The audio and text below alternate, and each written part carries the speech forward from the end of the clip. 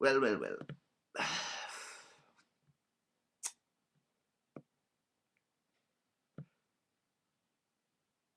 If one gets the feeling they have thought the same thoughts while experiencing the same things before, during, and after the experience of such things, that is one aspect, and it is called deja vu.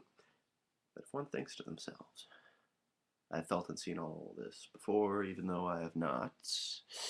On top of this, the perception of these things as familiar is itself a familiar perception that seems repeated. Well, then, what to say of the experience?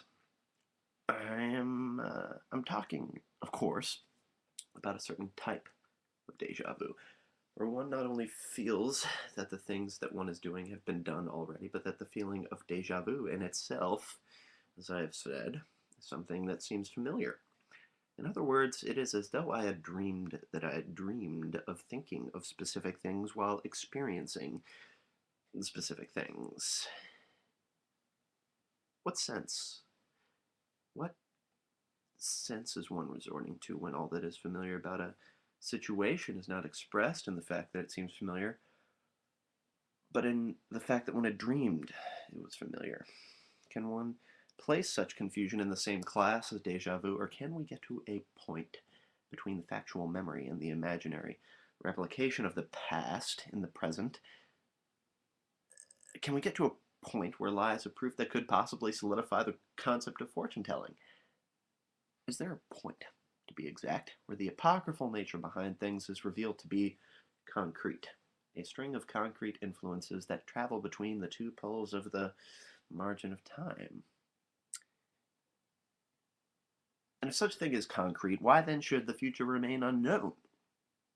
Because I do not know the stranger on the street, though she possesses the summit of herself and all her knowledge, which in turn is concrete, because there is a limit to it. So then, whatever is limited is in turn concrete. The idea of an endless staircase remains an enigma until it ends, and all the steps are either understood as going upwards or downwards. Each step is seen and understood clearly as I ascend or descend. It is futile, as of now, to know of such limits as I ascend or descend. However, by the charity of my own ego, I devote myself to the conquest, and hope it leads me at least to inception or to death, to a beginning or an end, both structured by a religion of barriers. The statement appears superfluous. One might as well just as one might as well just use the word religion to describe this, since religion in itself implies a near violent system of barriers. And yet religion and the barriers, by extension, are manufactured, whereas the limits of the universe seem wholly organic and thus wholly mindless of what they are. If this is so, how can the limits of the universe be limits without an awareness of the existence of such limits? For limits must be recognized consciously, it seems, in order to be limits. If everything was mindless, everything in turn would be infinite.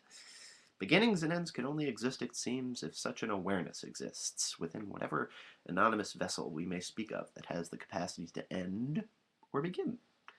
The vessel must be aware, so that henceforward the limits can be properly recognized and reached, and the vessel left either to stagnate forever in a reciprocal pause or return to the nothingness of its conception. In other words, mindlessness expresses the infinite by reflecting all and absorbing nothing. Consciousness absorbs all and reflects nothing but what it is. And this is called the human ego. And this ego is as destructive as religion. It is a religion of the self.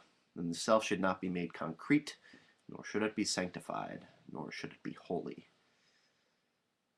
I would rather step down or up the stairs forever and know neither a beginning or an end than come to a place where I cannot move. Such is the mission of the ego, which in being itself limited and in being comforted by witnessing such an idea replicated externally, would find solace in knowing whether its ruined vessel had arrived at the beginning or the end of the staircase. And I should just as well be nobody than compromise the endlessness of myself. by wangling out of nothing the poor makeshift of a personality that attempts, without satisfying, to make sense of this strange and beautiful endlessness. So you see,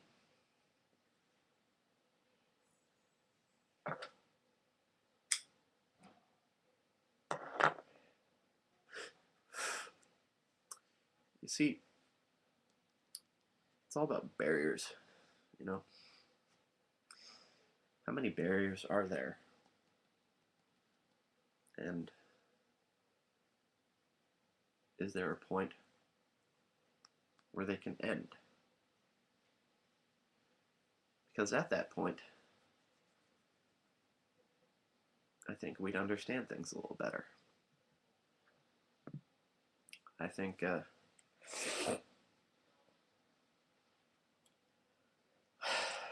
though, we're not meant to understand the meaning of life. And I think, well, my old boy Elliot said about Don Dunn that he was in want of a substitution for sense, a substitute.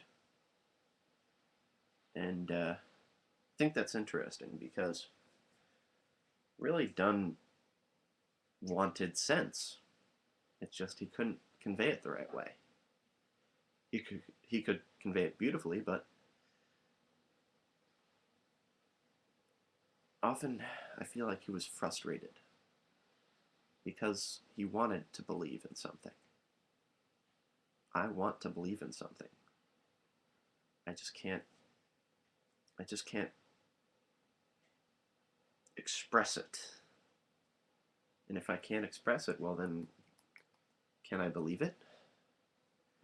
Or if what I believe is unable to be expressed, if it exists as a shape or a figure in my mind rather than as something concrete, rather than as an expression,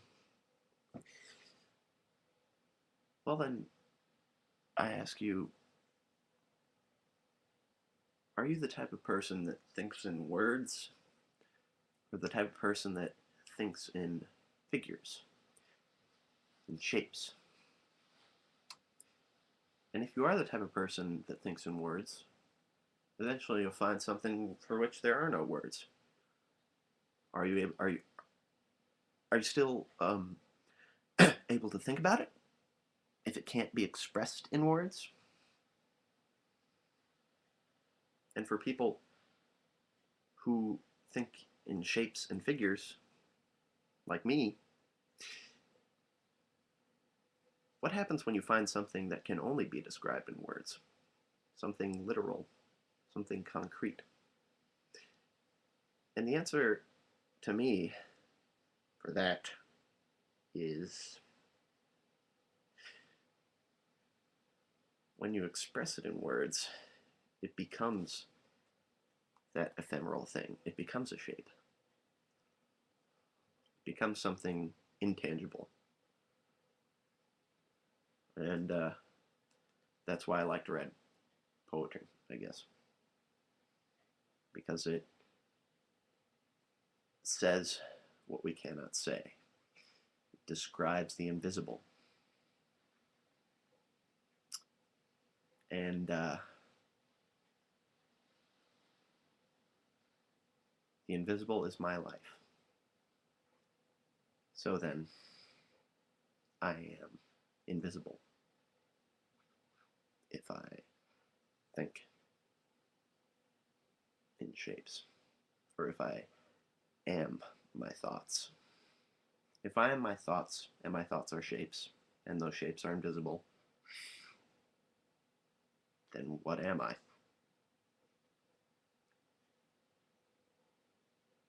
Probably an idiot.